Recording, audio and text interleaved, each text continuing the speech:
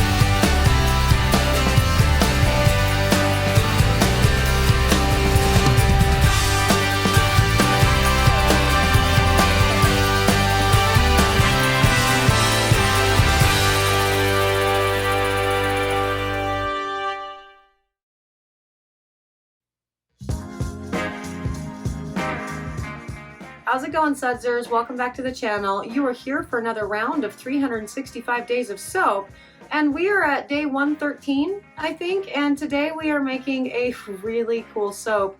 This is a succulent soap. Now, not a succulent soap like there's aloe and stuff inside the soap, although that part is true as well, but like a succulent soap. So there's a pot and made out of cold processed soap, and cold processed soap goes into the pot, and then soap dough succulents go on the top, and it's amazing.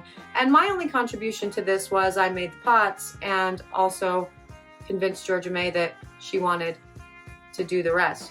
So let's go watch Georgia May make the coolest soaps ever.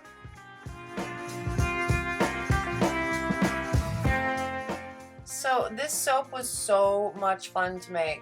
We were talking about this after Georgia May had done the Lithops soaps a couple weeks ago, and we were talking about doing like succulents or whatever. And with the Lithops soaps, she was kind of wanting to have each bar sort of look like a pot, right? And in the individual Lithops or whatever, go back and watch that video. It was fun, but then as we were talking about that, I thought, well, what if we do like an actual pot? That would be cool, like made out of soap. So that's what's going on here. This is a cold process, soap recipe that has been, emulsified and is now being colored and scented and pale and clayed. And so the scent that I'm using for this guy and for all of the pieces of this, right, is an olive oil and bergamot blend, which is very bright and botanical and I love it. I think it's really nice. And also the soaps themselves, the cold process soaps, the batter was made using aloe vera as the liquid instead of distilled water, because kind of like with the Lithop soap, we are really doubling down on the whole idea of, botanicals and succulents and all that jazz for this. And so yeah, that's what we did with this. And what I am doing right now is mixing up all the colors to pour into the pots. Now I found these really cool molds. They are casting molds to make, actual little pots for your little plants and all that jazz. And I found them and went, we could totally use those for soap. There's no real reason why, I don't see why we wouldn't be able to. And so yeah, I'm doing the thing. And the color selection that I used for the pots, the pots themselves, actually based on a plant that my brother and sister-in-law gave me for Mother's Day. They gave me a succulent for Mother's Day, and it's still alive. Stop it. It's totally, I just realized I don't really know the last time I've watered it. Anyway, it was a really beautiful plant or pot using these 4 colors. And so I'm sort of mimicking that, the plant that they gave me. And that's the only reason why I picked those colors, and yeah, do the thing. So these particular soaps, these pots, I am going to allow them to cure up overnight. And I'm also going to stick them in the freezer after they, do their saponification thing overnight to really ensure that we don't have any breakage of the pots themselves when we take them out of the mold. That's my biggest concern at this point, right? Is the walls are kind of thin, and if your soap batter isn't really dialed in, so if you end up with, if you messed up your measurements and you have too much lye in this, for example, it's going to crumble, it's going to be terrible. The second you pull it out, you're going to be able to tell. And I obviously didn't want that, but I don't ever, I don't know the last time that I've never had a lye heavy. I've had a lye heavy batch like one time. I will say that. But out of, thousands and thousands of, so many soap batches. I mean, God, so I'm not worried about that, but I am worried about the thinness of the side walls here, and I want to make sure that we get them out unscathed in order to, do the next step of this really cool bar. And so, again, they sat up overnight, they saponified overnight in the oven, and then I popped them into the freezer to get them nice and firm, make it easier to pull out of the mold. And that is so cute. Look at that. That is adorable. That's like the coolest little pot, soap pot ever. It's, yeah, super winning on that. That is just awesome. And yeah, no problems with any of that. The thickness of the walls actually are a little bit thicker than of the pot, a little bit thicker than I thought they would be. And so yeah, this is good. This is definitely something that I can continue doing for other things too. I'm not at all worried about their usability for the rest of the steps for this guy, or just in general moving forward. That's a lot of cool things that you could do with, soap pots, really, and that's fun. So my portion is all done, and now we are going to move on to, the real fun, which is Georgia May's succulent creating. And it really is super fun. I mean, look at all those cool, things she's created so far. Now she has them all sitting on top of her pots, like this is how it's going to look when it's all done. And she's made some really beautiful ones there on the, upper left-hand corner there with the green with like the red tips. That's beautiful. And they got the red with like the darker red kind of, it's lovely. And, now she's going to make a succulent for you out of soap dough to, show you how she does the thing. And as she was talking about, as she was making this, she was, pointing out that when you use it, you can actually just pull a petal off of a succulent and, use that to lather up and, wash your hands or whatever. And I hadn't thought about that. I honestly hadn't thought that anybody would actually use these things, that it would be more of a decorative thing to put in your bathroom or kitchen or, wherever you want to put a soap succulent, really. But it's a good point. It's a great point, actually. All of these little succulents have these own little individual petals that you could totally just pull off, and they could be single-use soaps, or you'd probably get a couple uses out of those, though, because they are pretty thick. But that's a really clever idea in the usability. So if you were so inclined and you wanted to use your succulent soap, I absolutely recommend using Georgia May's idea, because it's a good one. And yeah, so she is just going to be making all these little petals that I am assuming she's then going to sort of build on top of each other to give it dimension and depth. And that is so cool. Like, it's awesome. When I first started soap making, it was, you can make, rectangular bars or circular bars, and very few people branched out into, I'm going to make off-shaped bars, right? And one comes to mind, and there was a soap maker at an event that I did at Red Hook Brewery, I don't know, like 5 years ago, and he made dog face soaps, right? So they look like dog faces, and I'm pretty sure he used a mold for that, for the entire thing. And so that's cool, don't get me wrong, it was very clever and inventive and awesome, and you can get your own like soap that looks like your dog, which is sweet.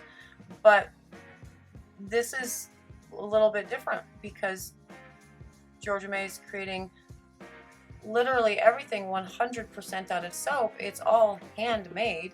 She is creating a succulent with her 2 hands. It's not mold. She's not casting it. It's crazy. Well, it would have been even crazier as if we had done the pots by hand too, but you know, who's going to do that? That's why would you? I guess that's the same reason why this guy that with the dog soaps didn't make them by hand too. I guess you could have hand carved them, but if you can make a mold, why not make the mold and do the things? And I get that as well. So yeah, that's exactly what she's doing with all of this. She's got a little disc and she's going to put on all the little pieces using water as her glue, which is a really nice pro tip for all of that. If you're having problems with the sticking of the soap dough one to another, totally use a little bit of water, and that helps everything seal, and then the water will continue to support the rest of the curing of the soap, really, and the soap will be, you know, then leaching the water from it, whatever. It'll get hard and the water goes away, is the point that I'm making.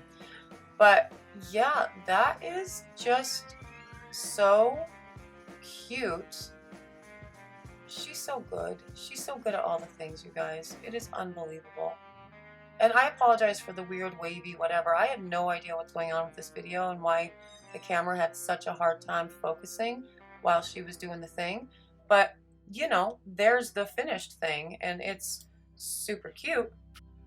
And now she has all of her succulents all ready to go and be put inside these pots. And so that will be the next step for her with all of the making. She's going to now make the dirt and do the things. And oh yeah, spray it with rubbing alcohol, and it takes all the cornstarch off that you needed to help mold your things. And it's adorable. They are all so cute. She has so many cool different little ones going on here, and they actually took less time than the lithops to make.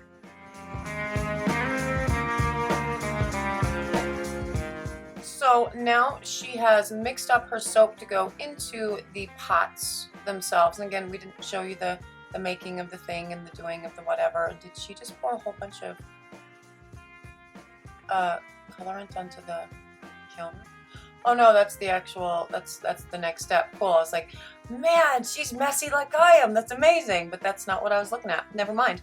But yeah, we did not show you the emulsification and the, you know, blah, and the water and all the things for this because, you know, you've seen it before. It's time consuming to put all of it in. And so there it is. It is scented with the same, you know, olive oil and bergamot as we did the pots for. And she also put in some strawberry seeds to act as the kind of grainy, gritty bits for the dirt itself, right? And so she has everything laid out, all beautiful, and she is ready to fill the pots, essentially. So cold process pots, cold process soap going into it for the dirt, cold process soap dough going, you know, on the top in the form of the succulents. And that is just the cutest thing I've ever seen in my life. That's a succulent with pot made 100% out of soap, which is just cool. Like, isn't this fun? This was such a fun project, even though literally my only involvement was, hey, I bought these mold things for pots, and now we're gonna make some stuff. And so I made the pots, and I was like, okay, now have fun, artist person. And here they are, all finished, and they, you know, went through their cure and everything. She put the soap, the succulents, inside the wet soap, and so they adhered to each other while the whole saponification thing was doing its thing. And there they are in their beautiful awesomeness. Like, that's the finished, and they're so lovely. Now, those did develop soda ash on the top, and so for the ones that have the really big succulents, you can't see the dirt, it doesn't really matter. But for the ones that did not, you should probably clean those up so you can see it and know that it looks like dirt, or not. I mean, either way, I think it looks really cute. And there is day 113, which is wild to say, our succulent soaps, and they're awesome. Coolest soaps ever, right? I know. They're a little succulents, like there. And then she like with the thing and she tinted some of the, they are so good. I was blown away with these ones. They were absolutely delightful. And I love that she, you know, pointed out as she was, you know, when she finished making them or whatever, she pointed out that if you wanted to use these as actual soap, which I don't know why you would. They're good decorations and they're beautiful for that. But she did point out that you could actually just remove just a piece of the succulent for every time you're washing your hands, and then you have like single use.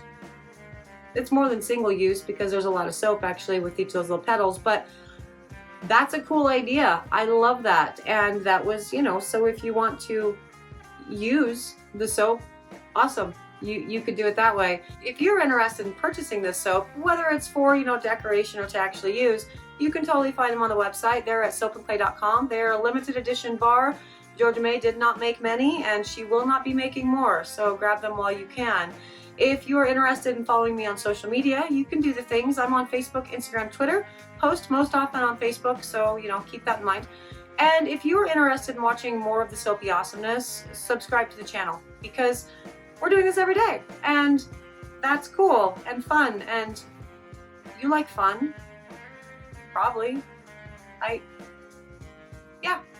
So I really do hope you enjoyed the succulent soaps. Thank you so much for sticking around for another round of 365 days of soap. That does it for me today, and I will see you tomorrow.